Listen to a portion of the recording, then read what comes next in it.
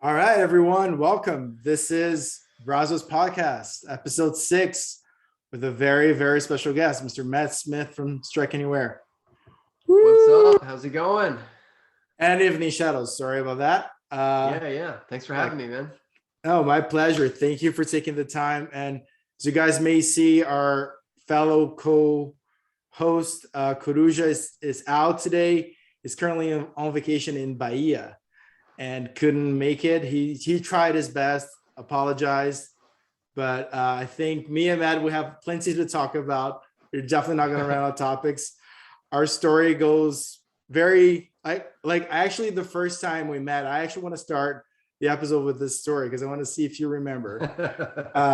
There's a good chance, but the first time we met was in 2006. And it was in San Diego, and as this place called Che Cafe.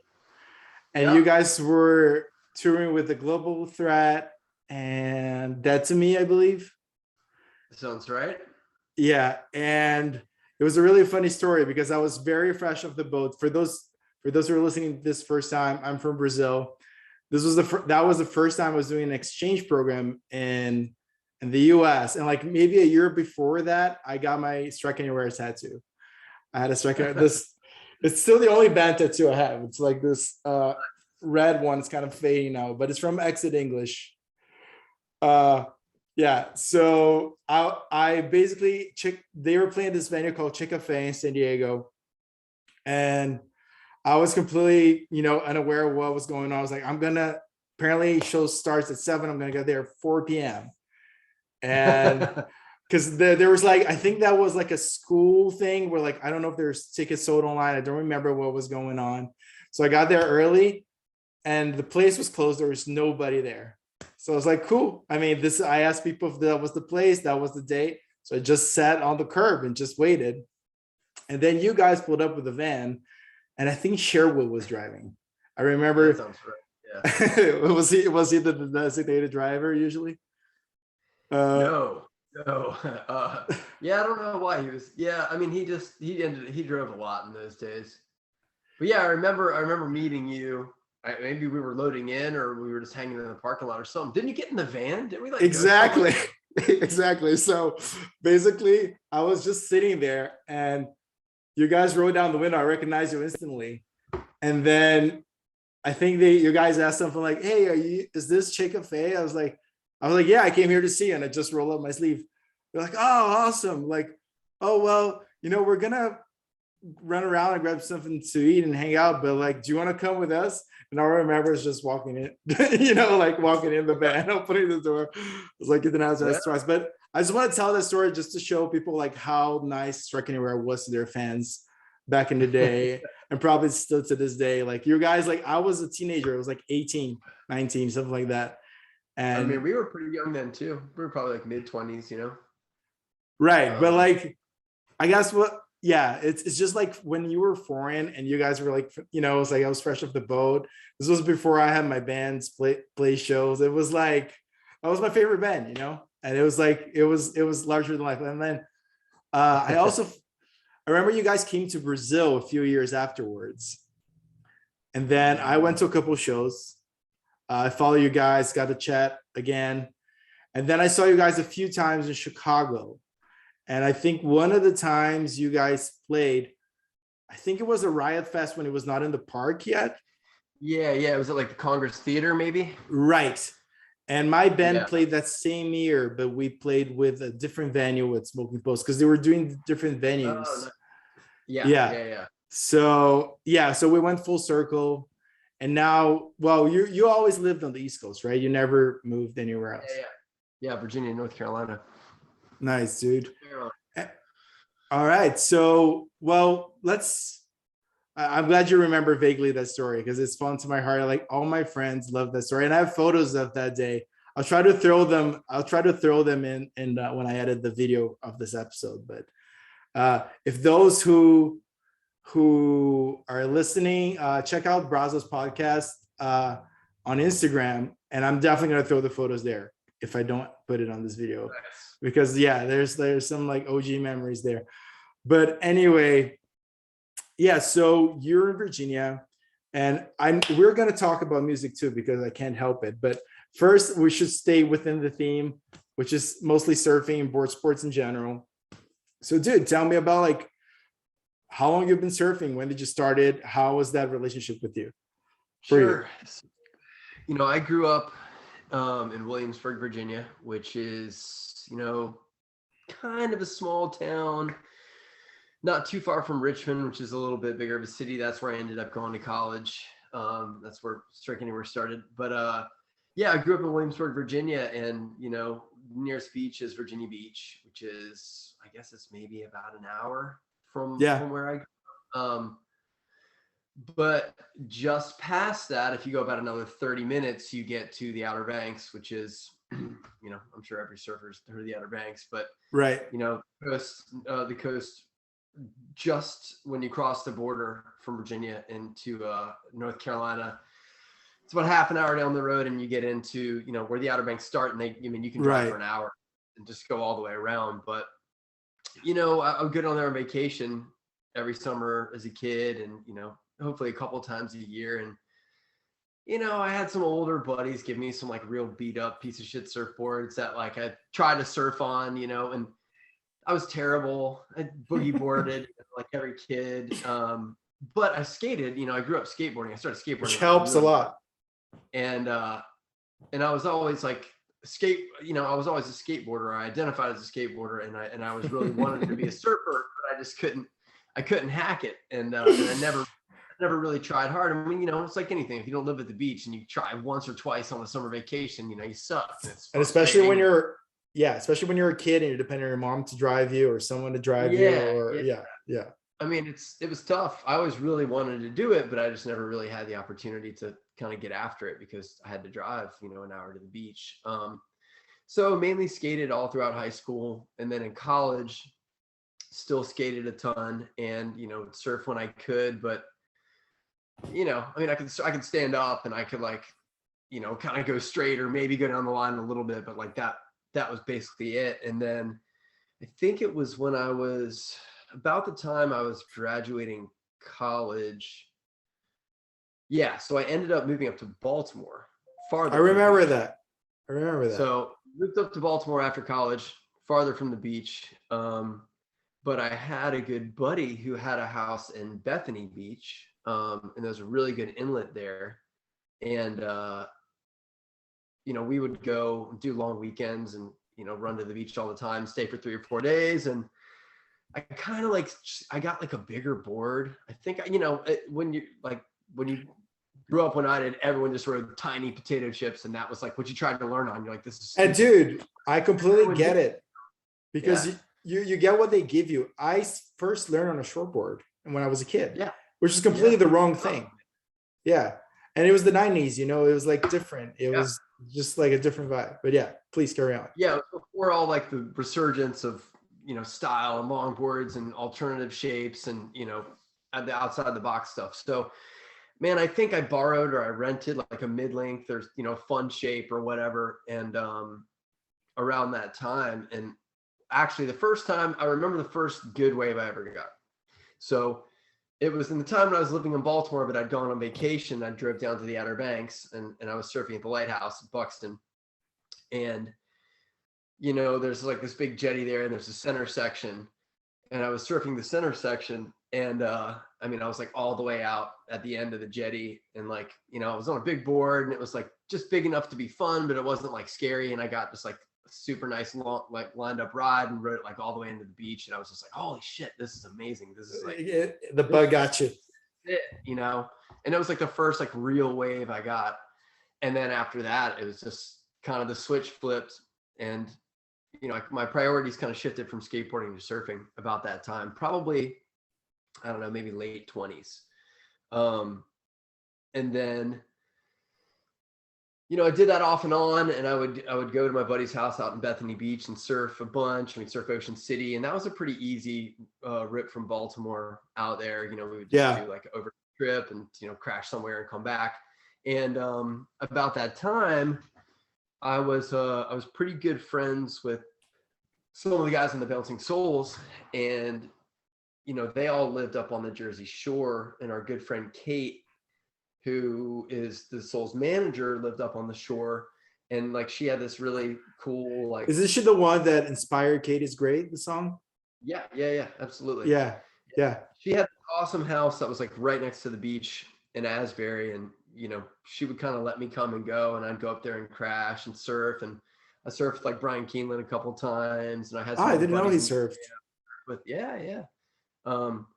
But it was cool, man. So like I would go up there, and that was a place I could stay near the beach and surf. And she kind of always had a really open door policy and just let me come crash. And it was That's amazing. awesome. For it. And I did that for a while, and then I decided I wanted to leave Baltimore and part of the reason why I moved to North Carolina was just because I wanted to surf, and I was going to move to Wilmington, North Carolina, which is next to where I live. I live in Carolina Beach, and I had a good buddy who lived down here. He's actually the singer of the band Evening Shadows that I play in, Matt Hearn. Oh, dope. He owns like the punk venue here that we actually played at last night. But I was talking to him about moving down, and I was like, yeah, I'm moving down, I think I'm going to move like downtown. He's like, dude, you want to come to the beach to surf? You want to live at the beach? He's like, move to the beach, man. Like, why are you going to move downtown Wilmington, Well, sometimes it's more expensive sometimes, and it's not that easy, right? Well, so at the time, Carolina Beach, where I live now, was pretty cheap. And, I got a cheap place a couple blocks from the ocean, and like started surfing like as much as possible. I mean, pretty much. I remember at one point I surfed like 20 days in a row, and the surf was terrible, but I was so stoked. Doesn't matter. Yeah. And it was rideable. Yeah, exactly. I think at the time, I had a handful of boards. Can't remember what I was probably riding then, but when I first moved here, there was a bunch of dudes that I was surfing with who all had like traditional longboards. They were all riding like, 9.6 heavy glass, single fin, right, low rocker, flat, like nose rider-esque longboards. Like my buddy Stack had a one fin pin, a Hobie one fin pin that was shaped by I want to say the one fin pin. It was like, was it Terry Martin? I don't know. It was a collaboration maybe with Tyler Warren, but he had that, and then my other buddy had a really sick Hobie, like kind of double ender, and I had this like, it was okay. I had like a WRV longboard, but it had kind of a lot of rocker, and it didn't really ride that great.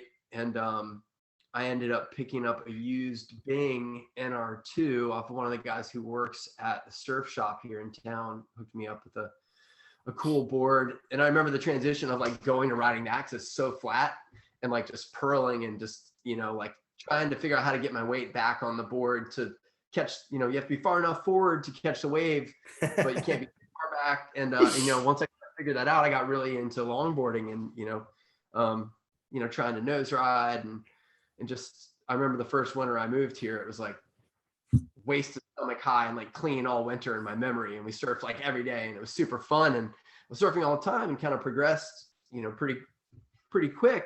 Yeah, if you're going every day. Yeah. And it was just so fun, man. And it was a pretty mild winter. Here in the winter you wear like a 4.3 and 5 boots. That's what I wear. And I'm in San Francisco, so that's what I wear, even in the winter. Yeah. So you're like down into the upper 40s occasionally, but usually it's like 53 to 55 a lot of the winter. Yeah. The only difference for me is that when it's winter, I wear a hood, but I wear the same wetsuit every year. Yeah. And I even wear gloves, and I wear them in the summer because I just run cold. It's weird because I run really warm when I'm snowboarding, but I run cold when I'm surfing. But yeah. I would agree with that. But yeah, I hate being cold. You snowboard too? I snowboard as well. Yeah. Not the same thing. Like I go like once a year, Yeah, it's hard. Yeah. I've been a lot.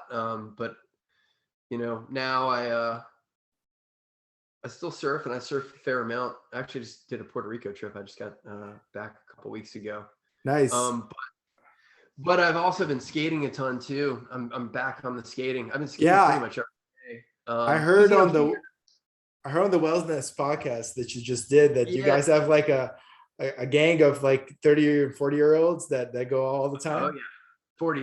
Some 30-year-olds, but a lot of 40-year-olds, a lot of dads, but we man, we've got a crew, we've got a group thread, and we all hit each other up and who's skating where, and we've got a bunch of parks here. We've got like 3 good concrete parks and like a couple private indoor parks. And man, it's a lot of fun. I mean, I love surfing. Surfing, if the waves are good, that's obvious. That's my priority. But Right. the waves aren't always good here, and Yep. in the winter, sometimes it's hard to get motivated as I've gotten a little older. I It's funny. know.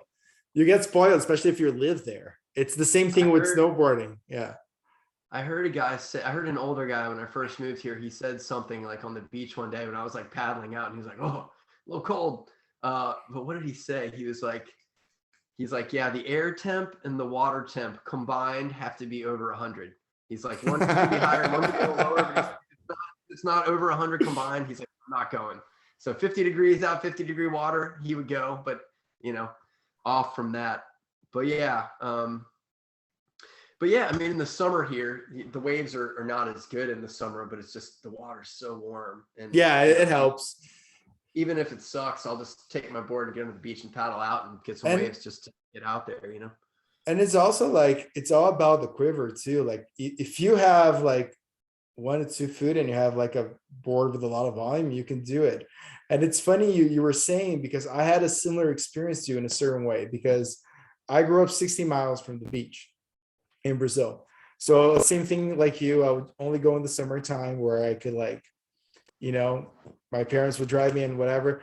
And I always did the shortboard thing, right? Can you hear me? Yeah. Sorry, Yeah. we glitched. Yeah, dude, you will laugh. Right before this, the Airbnb that I'm staying, the internet went out in the whole neighborhood, and I'm hotspotting from my phone, Oh, but dang. hopefully it will work out. It seems to be fine so far. But yeah, so I was like 60 miles from the beach, and like from ages like 12, 13 to like maybe 18, 19, I surfed really regularly and always shortboarded.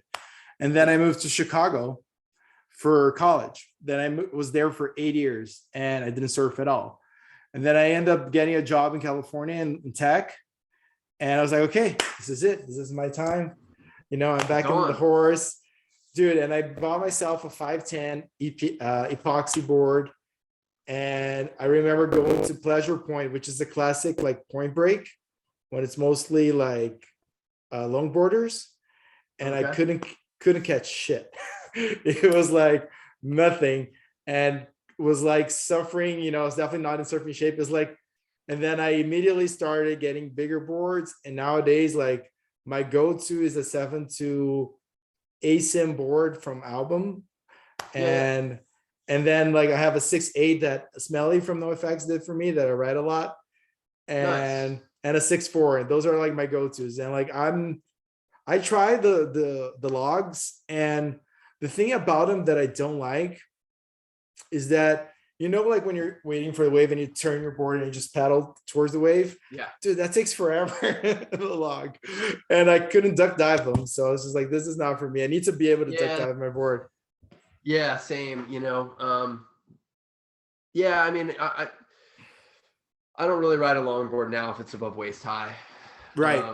Which, here it's small a lot, and like you can really maximize the number of days you surf if you're not afraid to ride big boards. So I've got like, going way back to what I was talking about earlier, when like I got like, I forget what I got. I got like a pop out, 8-foot, like small longboard or something that I rode, and it was okay. Then I had the WRB, I got rid of that. I got that Bing. But at the same time, I had like a vintage 70s, like 6.4 single fin, and then I got like a Channel Islands 6.1. Okay, right. Sorry to interrupt you, but since we're in this topic, I want to know just roughly how many boards you got on your quiver these days, like just surfboards. Like 12 to 13. Oh man, you beat me big time. I'm at 5. What are your go-tos?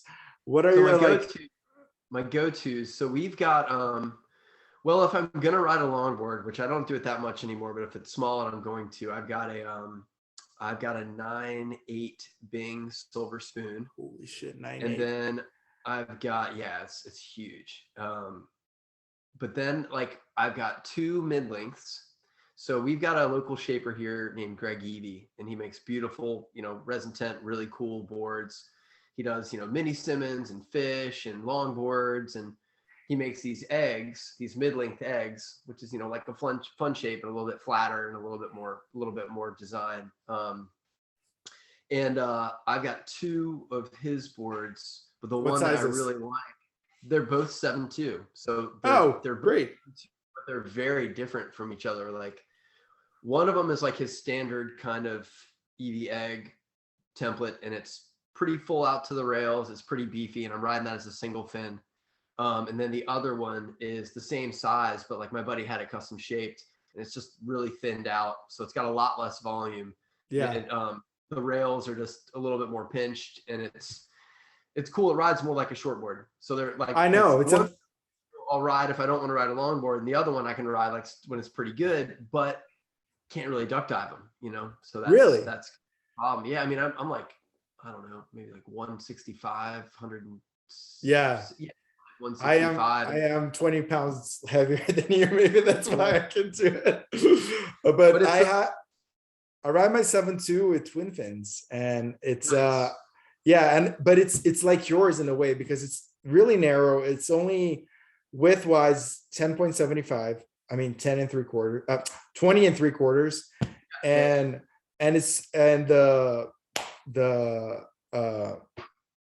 not the width, the chunkiness is 2.5, so it's like really thin. Yeah, that's enough. Yeah. So one of my good friends actually has a 7.4 version of that board right now, so I've seen it. So I know the exact board you have. He's got the same board. Nice. The ACM, and he said the same thing. He said it's not super wide and it's not super thick. He said it feels like a short board, Dude, they're so nice, and they paddle into everything, but you still can duck dive them. You can still make turns, and for me, at least, it's. Yeah, I might paddle his out and check it out at some point. I think he might be trying to. Do you? Board, so he might get rid of it, and I might snag it off, and we'll see. Not that I need any more boards. You always need more boards. What are you talking about? It's like a human basic need. I'm running out of room, man. Yeah, no, but, probably the wife probably gets mad. Oh, I got way more stuff. She's not like a stuff person. I'm a stuff person. I got way too much stuff, man. I got a problem. How many SGs you have these days? Just two. Just the classics. Yeah, but I've probably got 12 to 14 guitars total. Yeah. But yeah, so other boards, I've got one of my favorite boards. I don't ride it a whole lot anymore because it's kind of getting pretty beat up, but it's like a 5.8 or a 5.9 Pavel fish.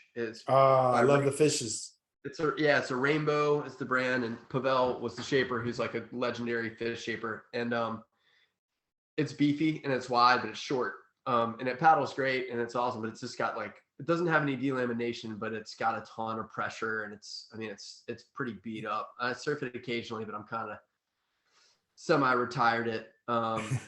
You surf it as a twin fin? Yeah. It's a traditional keel fin. Yeah. Because the one Smalley did for me, I ride it a lot as a quad. It's a 6.8. Nice. But I'm starting to love the quads, I've had a couple quads. I had a short board. I had a Roberts stream catcher that I rode as a quad, and then I've got one of those almond R-type mini Simmons. The 6.5? Yeah. Or dude, it's the 5'4" one or whatever. Oh, okay. I got super. Yeah, I have it's the one that it comes all blacked out, right? Like a hybrid foamy. Yeah, dude, I got the 6.5 of those. That it's kind of like it has like the 2+1 fin setup. Yeah. I saw that one. Yeah, I thought about the 5.4. It was very tempting, but I was like where I surf is mostly Santa Cruz. That's my favorite spot, and the longboarders would just smoke me. So I would just get the 6.5, and that's fine for me. Yeah. Nice. But yeah, and then I have like a short board. I don't ride it a whole lot, but I took it to Puerto Rico and I rode it some when I was there. It's like it's a lost KA swordfish. It's like sweet. 5'11". It's like 33.5 liters. I mean, it's a fair amount of volume. I need the volume now. But the problem I had when I was in Puerto Rico is everybody was riding bigger boards, and like I had to sit far inside, and it was a struggle to get waves. It's a But completely different, it's a completely different timing that you need to get with the short boards. You need to be right on the break, and I struggle with it too whenever I go short. It's not well, my thing. here, in Carolina Beach where I live, it's like a pretty dumpy beach break. It's not a super far paddle out. There's not like it's like a reef or a point or anything. So, it breaks quick and it breaks fast, and it can get like super hollow and stuff. I mean, it can be soft and mushy, but it can also be real punchy. So Right. having it like that, it's kind of cool because having actually a little bit of rocker and being able to get in kind of late and drop in and still make it. But yeah, that's kind of a new one for me. But yeah, I ride those mid lengths a ton, man. If I could only have like one board, 7.2 mid is kind of Yeah, where I'm at, my fitness level, and all that. exactly. And I'm at 35 now, but I definitely, Yeah, dude, like I go snowboard. Every time I snowboard, my left knee gets swollen, and I got an MRI and there's nothing there, but it gets swollen. And it's just yeah, how it is. We're like, my whole philosophy is like right now, whenever I go surfing or snowboarding, it's like help myself, get the easiest board for that day. Like, right, yeah, because it's like I always go like I live to ride another day as don't get injured, so, and catch as many waves as possible, right? So I yeah, for sure. completely relate. But yeah, and I was gonna ask you, do you know a lot of people in the punk rock world besides the guys from Bouncing Souls that surf, that you talk about surfing with, Man, that are your surf unfortunately, buddies in some weird way? not that many. I've got a whole crew of guys in Ventura that I used to be friends with, that I used to surf with and go and stay out there. Um, like my buddy John, who's in the Missing 23rd, my buddy John Scheimer, who works for Numbskull Productions. I would hang out with those guys and surf with kind of some of their friends out there. But like here, I mean, like I surf with my buddy Matt. He sings in my band. He's been in punk bands forever, and then Nice. my buddy Chuck, who co-owns the bar with Matt. We just went to Puerto Rico together, and he Dope. sings Thunderlip. That's from Wilmington. They're like pretty badass band, and he's been in a bunch of other bands too. But yeah, I mean, not like I don't have a lot of like touring buds from other bands, and we link up and surf. That would be cool. But Yeah. yeah, Well, dude, unfortunately, I don't know if you're still in touch with your Ventura buddies, but like if you ever, I'm in the process of moving to Oceanside, North County, San Diego. I'm not sure nice. if you know Yeah, where that is. So I'll be yeah, like, yeah, sure, I'll be 15 minutes from the beach and around 2 hours from Big Bear, the little ski resort they have there. So nice, if you ever want to do a surf trip in California, you're welcome to crash. absolutely. And I was gonna ask you, did you ever dabble in bringing a board on tour, or is just like too much room? No, I mean, Strike Anywhere. The amount of like coastal shows that we played were kind of minimal. I mean, we played the coast occasionally, but it wasn't like we were like hitting Florida and playing a bunch of beach towns. No. I kind of wish we did, and we always were like, ooh, let's do like the coast beach tour. But but I've got some pretty good buds here in Wilmington that are in a band called ASG, and they were on like Volcom Records, and I think they're on Relapse now. But they're good friends of mine, and I've gotten to fill in for them a few times on guitar, and they all surf, and they play a lot of beach towns. They're like There you go. That's the they're band to dialed in, join. they're dialed in with the surf scene pretty good. So like I filled in for them a couple times, and we like took boards and played like Outer Banks and Virginia Beach and like surfed, and then Amazing. I did the West Coast with them. We played like this Psycho Fest out in Vegas, and then we did like San Diego and LA, and we surfed. They've got a bunch of buddies in San Diego, and I got to surf some cool spots there, and we went down into Mexico and surfed a little bit. So I've Oh, well, gotten that's an amazing trip. yeah, it was awesome, man. It was great. But I wish every tour was like that, right? Uh, Yeah, because you guys, I mean, I assume you're the only surfer in Strike Anywhere, right? yes. And Yeah. I mean, from being a fan, I know this. You guys haven't played in California for a long, long time, right? We have not, but we'll be there in May. No way. Where at? Yeah. Yeah. I'd have to look it up, but I know All over? we're doing a few shows with the Bouncing Souls. Not all over, but I know there's like SoCal show, and I think we're gonna try to do a show in San Francisco, like a headlining show, and there's like a Central Coast or like Morro Bay. Is that a Norway, place? yeah. Yeah, Let me we're know. playing, I think. Let me know if you need an opener for the San Francisco show. We'll join you. But dude, that's insane. So okay, so Strike Anywhere hasn't played California in so many years, and you guys play the Northeast soon, right? I've seen some dates. We are actually next week. Yeah. Yeah. But man, I can't tell you the last time we were in California. It's been a minute.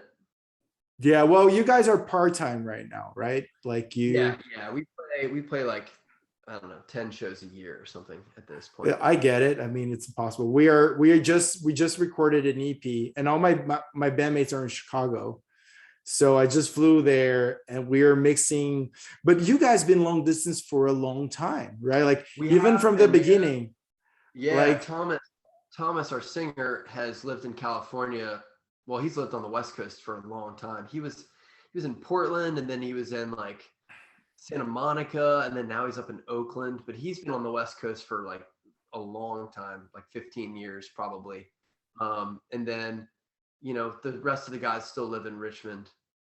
Nice. And then I'm in North Carolina. So I get together with the East Coast guys, you know, not regularly, but like, you know, a few times a year, and we'll get together and work on music and record instrumental stuff, and then send it out to Thomas, and he can kind of. And how long were you in Census Fail for? I think like 5 or 6 years. Yeah. That's like a long time. 20, maybe 5 years, 2011, like 2016, I think. Yeah. Yeah. I remember finding out by accident. I was like, this guy looks like Matt Smith. And I was like, it is Matt Smith. Like, I think I saw a photo of you, and I was like, well, you know, I was just surprised. I didn't know you knew those guys or anything like that. Yeah, I met them. So they recorded with Brian McTurnan, who's, you know, amazing producer in the world. I want to dive deep into Brian in a second, because that was one of the things I wanted to talk about. But please carry on. Yeah, so you know, Brian was in a band called Battery and started recording bands at a really young age. And like, if you look at the discography of records, it's insane. It's just insane. The it's like soundtrack of my life. I loved growing up. Yeah. From like the early Thrice records and you guys and Circa Survive, it's insane. Right? Yeah, he's the man.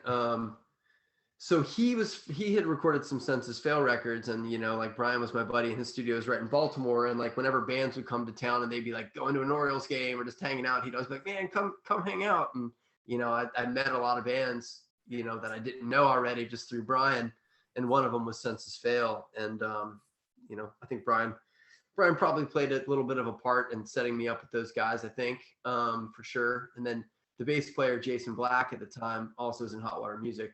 Right. And he was a, you know, old friend of mine. And yeah, somehow I got roped into it, and it was cool, man. I had a really good time. It was great. I did it for 5 years and still friends with those guys. And it was a lot of fun. It's just when I had my son, I just kind of wanted to take a step back from the full-time touring life. And how was that transition? Because like, I assume like it must be really hard jobs wise, because like you were touring from a very young age with Strike Anywhere.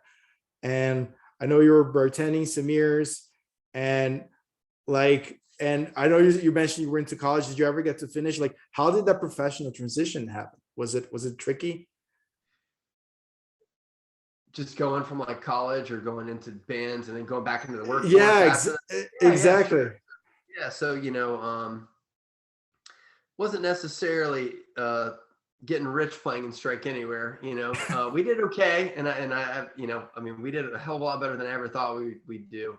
But you know, I always kind of had like side jobs when I'd be home. You know, I had buddies that owned like bars or restaurants. Right. I would work there, you know, like in between tours. And there's this really killer spot in Baltimore called Holy for Holies. My buddy Jeff owns it, and it was like a boarding house for musicians. Like everyone there who worked there was in a band at one point when I worked there. And like, we would all just kind of talk to each other and sort our schedules. Like, when are you leaving? When do you get back? I'll cover your shifts, and you got to cover my shifts. And so we did that for a long time. And I did like everything there, from bussing tables to waiting tables to bartending to managing. And I had a bunch of restaurant experience. So when I moved down to Wilmington, I ended up working for a buddy down here, like his restaurant, for a while, and just kind of did it between tours just to kind of keep busy and make some extra loot. And then when I was kind of like had decided I was going to take a step back from the full-time touring lifestyle. I mean, I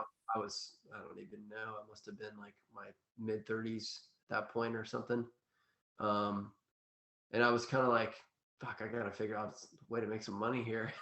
And, I went to school for, like broadcast, like video production stuff, which I never did anything with. As soon as I graduated, I just started touring full time. Right. Never even looked.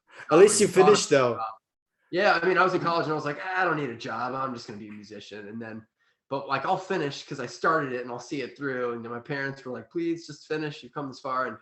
And I did finish. I got my degree, and then, didn't do anything with it. But so through surfing, when I was down here in Carolina Beach, I met a buddy, kind of a little bit in the water, and he owns a company down here that does like audio visual stuff.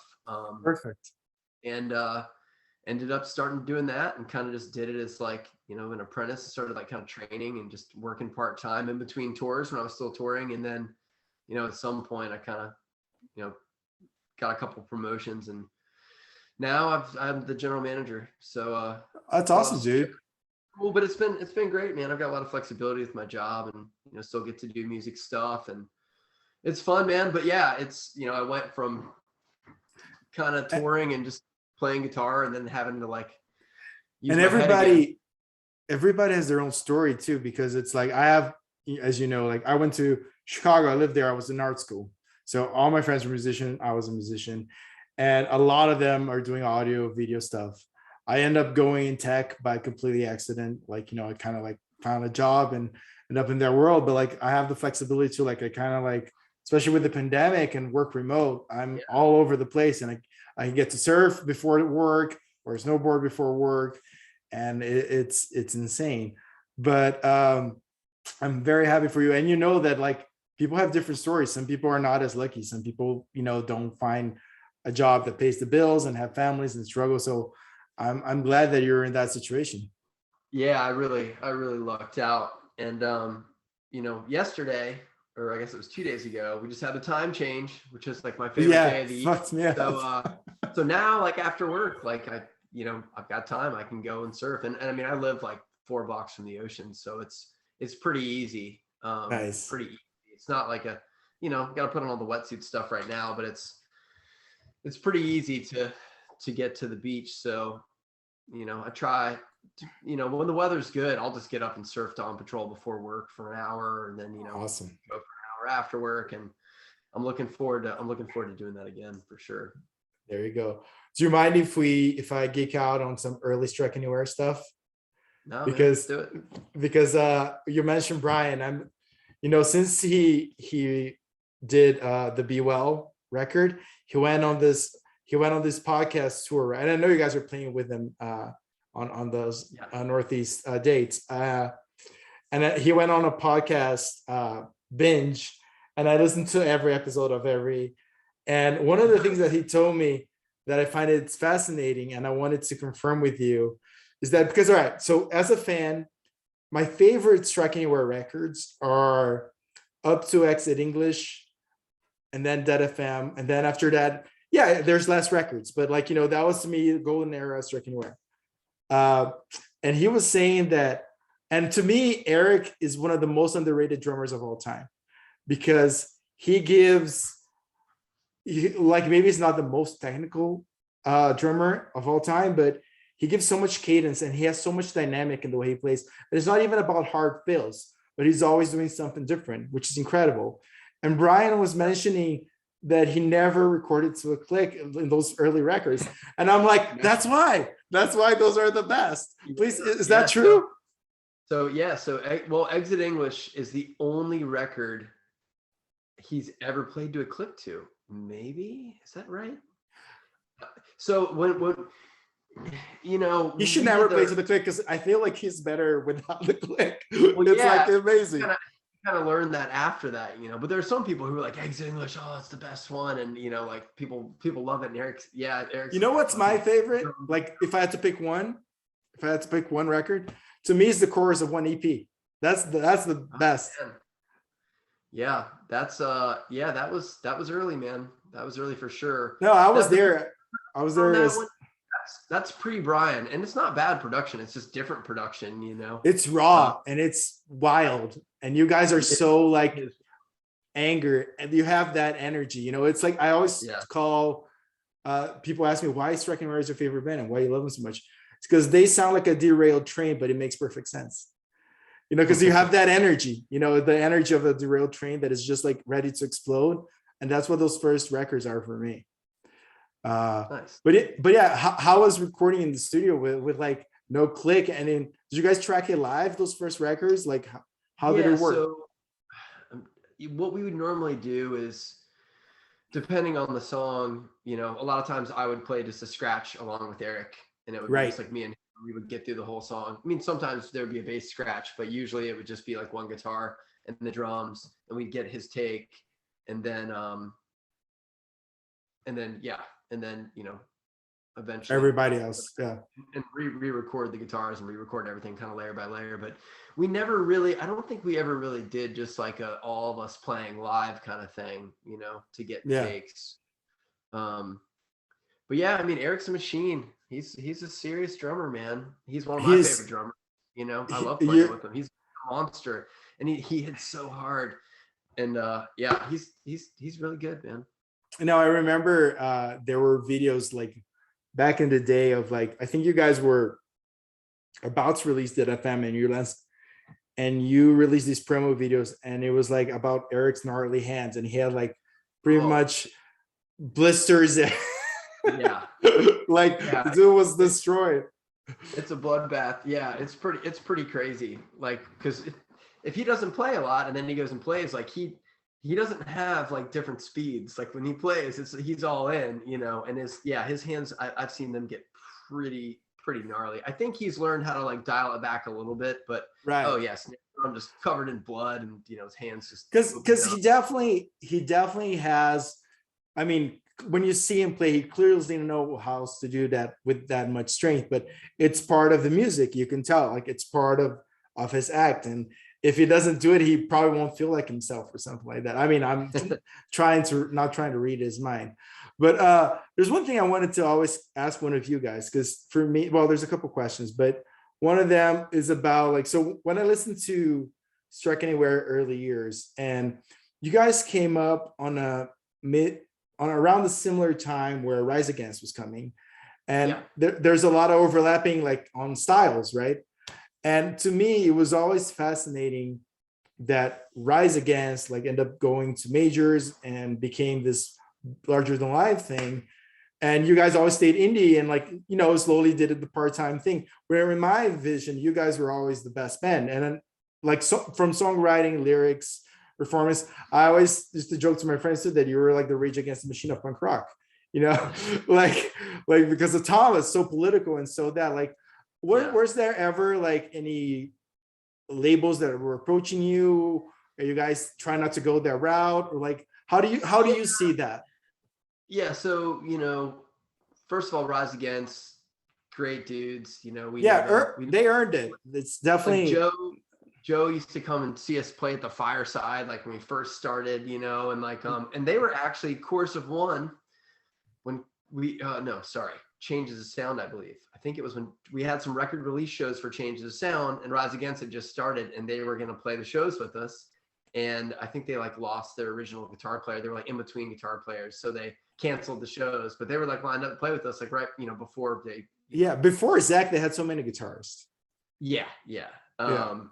But Zach, you know, we toured in Europe on one of these like deconstruction tour things, and Zach was playing in Only Crime with Russ Rankin and Bill Stevenson, Right. and Aaron from Bane, who's now in Be Well, and Donnie, Zach's brother, and you know, we shared a bus with them and like hung out for you know a couple weeks during the tour, and you know, Zach was awesome, and I knew him back then. I was really stoked when he got the gig with Rise Against. But yeah, those guys are awesome. And they've taken us on a couple tours, and we've gotten to play some pretty cool shows with those guys over the years. But yeah, I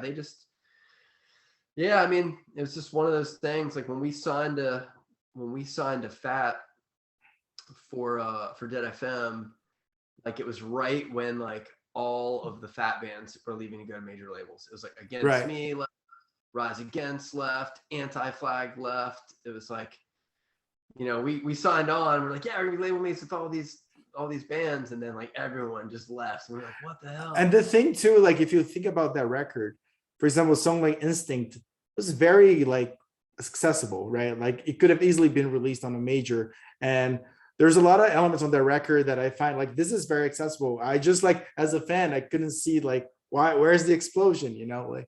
Man, it's from what I've seen, just from my perspective in the industry, man, a lot of it's just timing. Right. It's timing, place at the right time, or you got the right agent, or I've seen so many just amazing bands that we've toured with, bands that have taken us on tour, bands we've taken on tour, and I'm like, they're going to be massive, and just for some reason it just never happened. It's weird. Yeah, like there's like the Explosion. I love the Explosion, and I was like, dude, they're going to be huge. And they actually, they signed to like, I want to say it was like Virgin or something. They had a big push, man. They had the label and they had the money and they had everything, and like it just nothing happened. And then at the same time, you have bands like Thrice who go there, and then they go to a completely different route and then change their styles. And I mean, I'm a big Thrice fan too. That's one of my favorites. But after Visu, the only record I really like is Beggars. And it's just like, I appreciate what they do. They're so talented. I think that's part of why they cannot stay in a box. And I totally get that. But like you hold dear talented. Tepe is like probably my favorite guitarist. He is so talented, and it's incredible. They're also super nice guys. Yeah. Super stand up, really, really just cool, genuine, sincere guys, we did a handful of shows. We did a Plea for Peace tour with them, like 2000 or something. It was, I want to say Anti-Flag and us. Wow. And was Anti-Flag on that? No, it was Hot Water Music. Sorry, it was Hot Water Music, Thrice, and it was like Cadillac Blindside, and it was Matt Skibo, but like solo. Yeah. And it was. That's a lineup. It was killer, man. It was great. But yeah, the Thrice guys were super rad, super good guys. But yeah, for us, I mean, there was maybe some phone calls or some people that came out to some shows from some major labels at some point, right when there was just the signing craze and they were just trying to latch onto everything. But in our mind, that was never really, that was never really the route we wanted to go. We did a bunch of records on Jade Tree, and like, man, I just thought that label was so cool. Well, it was the best. I mean, what they had, man, at the time, it was just so cool, special, so diverse, and so different than other labels. I mean, they had like just very eclectic, all over the place, different type sounding bands. They had hardcore bands, they had like super bands. And when I think of Jade Tree, I always think like, to me, they should have had the same explosion that Vagrant did, because their bands were just as good as that that Vagrant golden era of the early 2000s. Yeah. And I was like, J3 should have been like that too. But I guess, like you said, there are some things that are just doesn't happen a certain way. But one of the other topics I wanted to ask you, because I think this could be interesting, and I've never seen anyone asking you guys about this before. I mean, you guys were slightly younger than Thomas, right? Yeah, so Thomas and Matt Sherwood were, I don't know, maybe like 4 years older than I was. I want to say they're like, 4 or 5 years difference. So yeah, a little bit. They were like part of like the punk generation, just kind of before us. Yeah. Before. And then my follow-up question to that is like, I know Thomas is very, like the super thoughtful, intelligent, deep political lyrics that, carry a lot of intelligence and research and history, but also carries that youth energy, that youth, certain mindset. And like I was gonna say, like, since he was always the guy that wrote the lyrics and have that more view, were you guys always 100% aligned politically and still are to this day? How did you guys deal with that with the band? Because not saying that any of you became Republicans or Trump supporters, anything like that, but I guess like as we get older, there's a lot more nuance to everything. And I, as a fan, when I listen to Striking Aware to this day, I relate to the sentiment, because the sentiment is still very vivid and alive in me. But I also understand that that was a time and period and there was a certain mindset. But obviously, if you look at a song like Sunset on 32nd, it's still very current, super current, right? Yeah. But like, how do you guys relate to that? And did you ever stop to think about that? Or Yeah, I mean, we always, we'd see the lyrics and everything that were written down when like we're tracking and stuff, and we were like, oh wait, what are you talking about in this song or whatever? We would talk about it. Thomas, oh man, he's just the sweetest. Like whenever he has so nice. an idea for a song, he'll write like this long-winded, like 5-paragraph email about what the song's about. Like he'll be like, oh, I'm just trying to, yeah, and he's very sweet, and he'll like kind of spell out what he's trying to talk about in the song to us, which is really cool and thoughtful. And yeah, I mean, with us, everything kind of has to get through everybody's filter to make it out into the world. Like we're it's a democracy, and like if someone doesn't like a song or whatever, or if someone doesn't like this lyric or whatever, it's like change it or it's done. So ever since the beginning, we've always kind of been like that, where if someone doesn't like something about a song or a lyric or whatever, we all talk about it and we'll either change it or just scrap it. So yeah, we've always kind of fell in line together with that kind of stuff, like the beliefs and everything like that. So that's awesome, dude. Yeah, I just always thought it was curious, because like when you're that intense and that deep into your lyrics and you have so much emotion and involvement with them, it's just like, it's almost like you need to have that perfect storm to have five minds aligned. And maybe that's what made you guys special, because you guys, like, your sound was so cohesive and it blended in together everyone's style so well. And I remember when you were in Brazil visiting me and we were talking about songs and guitar, we were talking about the riff of Infrared. And I was like, dude, like, I love that. Like, where'd you get it? It was like, dude, I was just listening to AFI a lot, and I just love how they play. And that was kind of like one of those AFI noodly things that I just did it. So what are some other like guitar riffs that you got just inspired from or influenced by? Sure. So, I would say, Brian Baker's guitar playing, like Dag Nasty specifically. He does a lot of things where he like hits a note and then picks out the couple top strings, and like we've done that on a million songs. That's like a thing that I pull from. I've only got like 5 tricks in my bag of tricks, so I recycle all the same stuff. But well, I stole a lot of your tricks. Good thing you don't listen to my music.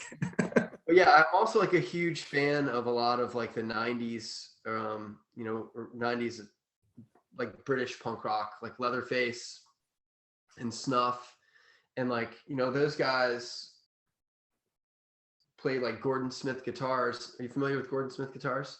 No, I'm not. So I got one right here. So they're really cool. They're English made. It's kind of like a Melody Maker Junior. Yeah, Junior, but with the humbuckers.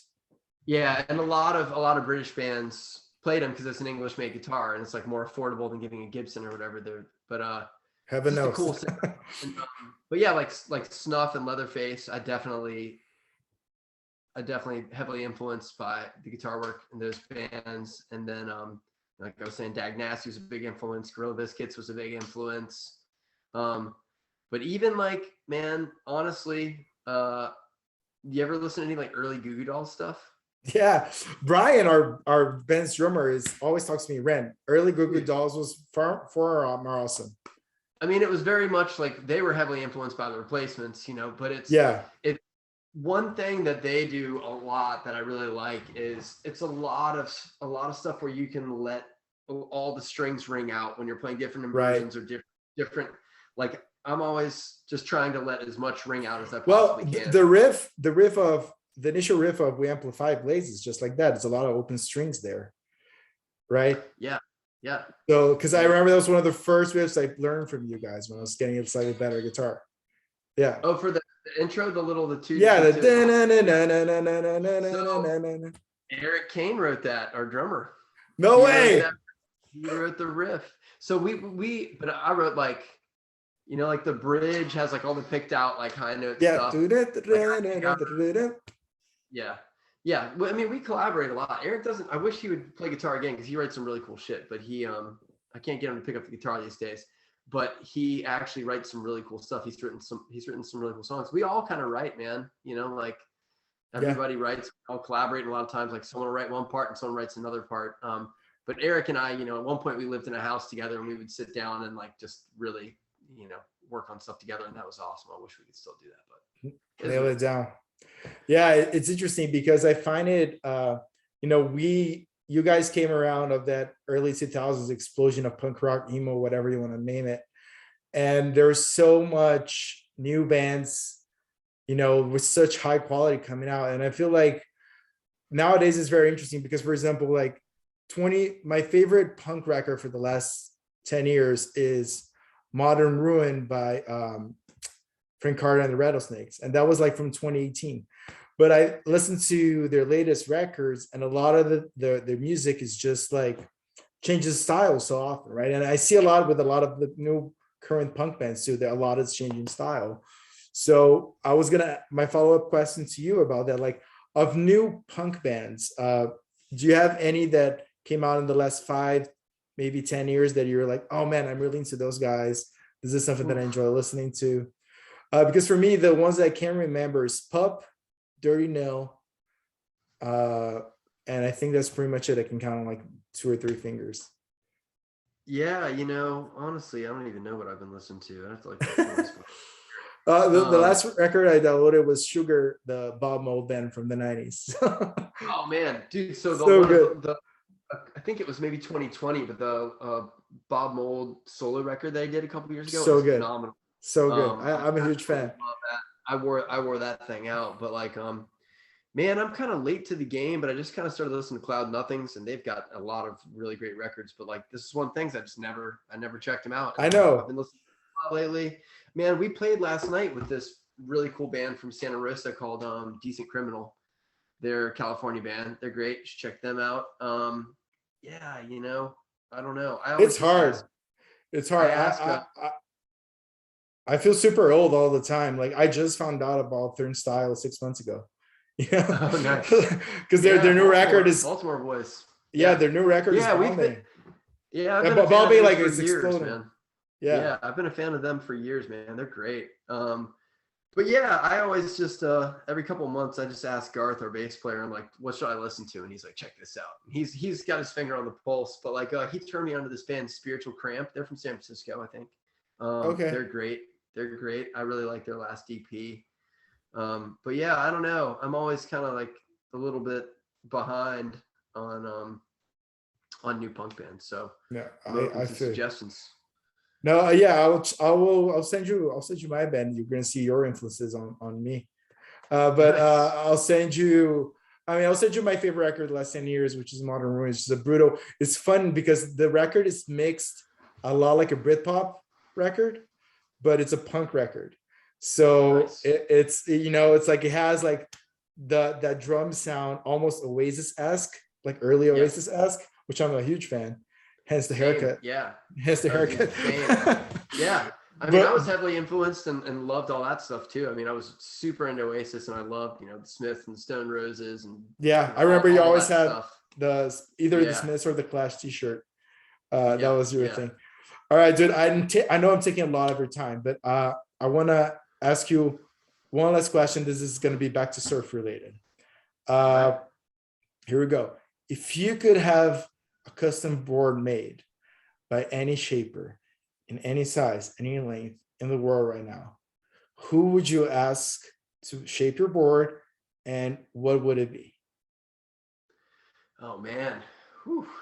It's a tough one. That's tough, man. I don't know how to answer that, man. That's heavy. It's top of mind. You don't need to just like go with your instinct, pun intended. Yeah, I mean, I don't really have my, like years ago, I used to really like, what Chris Christensen was doing and Tyler Warren, a lot of the West Coast guys.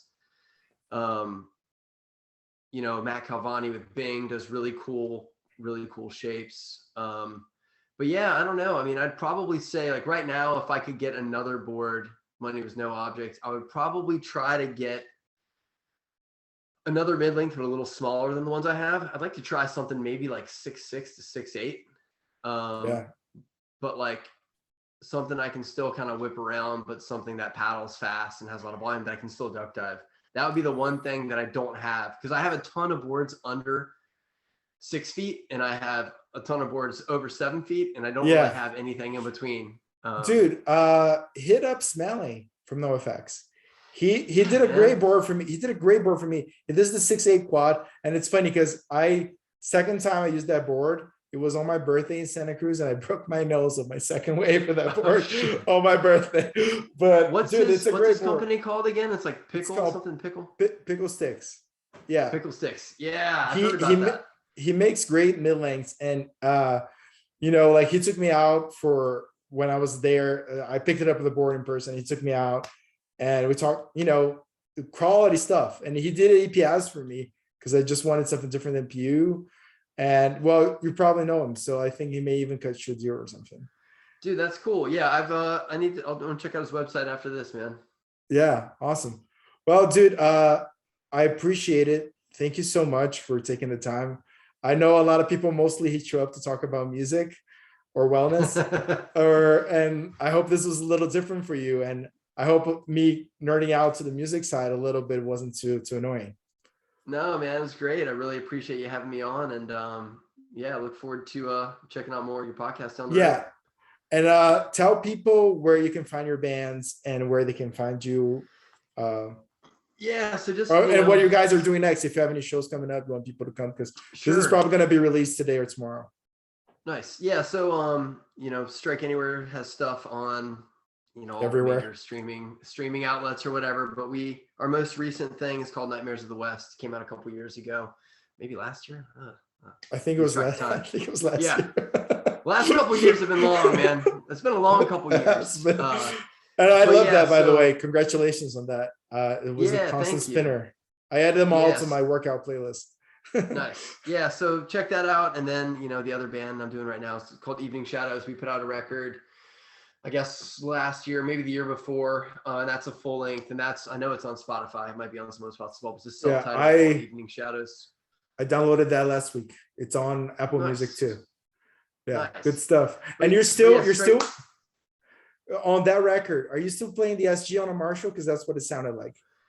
So that one, I mixed it up a little bit. I played it a little bit, but like I used a lot of single coils. I used a lot of like Telecasters with single coils, and I used a Jazzmaster on a lot of it. Nice. And I played it through this Dr. Z amp. I think that's pretty much the only amp on that record. It's a Dr. Z. It's like a Vox. It's like a Vox-esque. Yeah, I know. I'm familiar with it. 38. Yeah. So there's a vintage vibe to it. Yeah. Yeah, that was it. I was kind of trying to go like a little bit cleaner, just a little. I mean, it's still me playing guitar, but I tried to go a little bit cleaner. And Matt, you're great. You're great. And this Evening Shadows, it shows. I think it was you. I could kind of recognize. You're great at harmonies. Did you ever think about singing in a band, just you? Sorry, you broke up there for a second. Oh, sorry. I was just saying that you're great at harmonizing and doing backup vocals. Did you ever considering singing in a band, just you, or releasing something that you're the lead singer? I've tried it a few times, and it's not good, man. No, I disagree. I've tried. I have an acoustic EP that it's online on Apple Music from Strike Anywhere, and I can hear your harmonies live with Thomas, and it sounds perfect. I was like, dude, yeah, no, I love it, man. And I get to do all the harmonies for Strike Anywhere live, and then for Evening Shadows, there's a ton of them too. And I did them all on the Evening Shadows record live. On the Strike Anywhere records, Thomas usually does all the harmonies, but he lets me sing them live. Yeah, but yeah. It's good stuff, man. Good stuff. Well, I'm not going to keep it for any longer. Thank you so much. I really appreciate it. And I'll catch you in California or somewhere. And All like, right, yeah, I'll be there in May. Yeah, so Strike Anywhere's doing some shows on the West Coast in May, and then we're doing Northeast next week. Actually, we're doing like yeah, Boston, Philly, Jersey, and New York next week with Hot Water Music and Be Well, and then May we are touring with the Souls and maybe a couple headliners. They're not quite finalized yet, but we got stuff in the works. yeah. And if you ever want to surf down there, just hit me up. I will for sure. All right, brother.